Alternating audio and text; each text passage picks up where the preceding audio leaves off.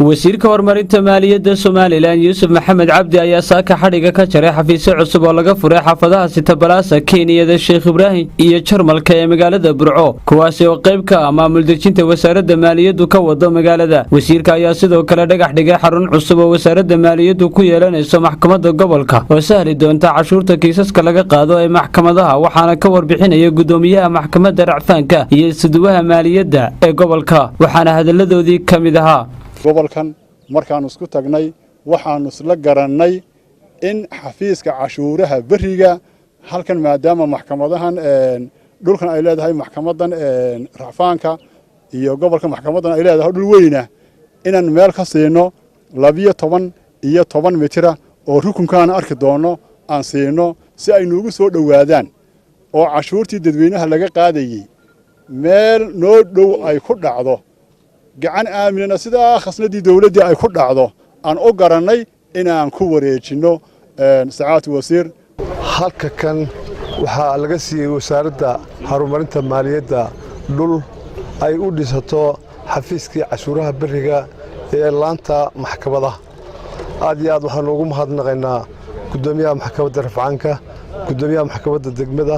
xeelaliyaha gobolka gudoomiyaha degmada maxkamadda degmada ee Burco geesta kale wasiirka horumarinta wasaaradda maaliyadda ayaa kulan saacado la qaatay mas'uuliyiinta rugta ganacsiga Burco kana dhageystay talo iyo tusaale wixii ay ku soo kordhinayaan wasiirka ayaa sheegay in cashuurta aanu ku kordhin ganacsatada marka laga reebo ganacsatada keena qaadka waxaana uu yiri cashuurta dadku ay u wada ururiyaan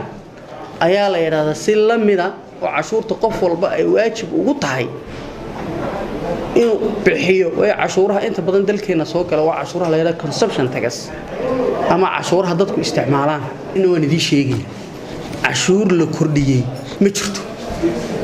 ninka yara cashuur baa la kordhiyay waa beentiisa ha sheega cashuurta la kordhiyay cashuurta kaliya ee kordhinta qaadka yahay qolada mucaaradkana waa u furaynaa hadaan garin anaga barayna cashuur la kordhiyay ma jirto ugu dambeyntiina wasiirka horumarinta wasaaradda maaliyadda iyo mas'uuliyiinta wasaaradda gobolka ayaa si wada jira deegaanka beer ugu gubay Burco Trabaan oo la soo qabtay oo la soo gelinayay wadanka waxaana baaq mas'uuliyiintani u direen bulshooyinka Somaliland waxaana hadaladoodii kamid ahaa bacahaasoo laga madnuucay dalka balse ganacsatadu ma aragto waxa madnuuca bay u aragtaa inay leedahay faa'iido degdeg ah taafar badan baa runtii loo soo galay oo shaqaalaha iyo ciidanka ilaalinta cashuuraha ee goobatan aan joognay ee beer iyo goobta Burcaba ay ku jiraan 2000 oo xabadood iyo 22 baag oo ah nooca la yiraahdo ila qabadaya ka waaweyn wasiir iyo dhamaan baa eeriyadan Burco barigeedu waxay noqotay marinada kontrabanka Burco ka soo galaan dalka hase ahaatee maanta waxa astaan u ah gubistaasi aynu gubnay iyo heeganka aynu u galay ee wasiirkii maaliyaddu goobtan inala taagan yahay iyo dhammaan ciidankii ilaalinta cashuuraha agaasimayaashii dakhliga isku duwayaashii dhammaan waxay tusaale u tahay inayna dib u soo mari doonin waajibaad qaran baynu fulinaynaa iyadoo xeer ilaalinta iyo maxkamadeena ay soo xalaalaysay waxaan amar ku bixinayaa ciidanka ilaalinta cashuuraha iyo kastamadu inay sharciga u hoggaansamaan dawladdu waa dawladda sharciga sareynta sharciga عرينت الشرعية فلنت الشرعية كلهم كشرعية وهي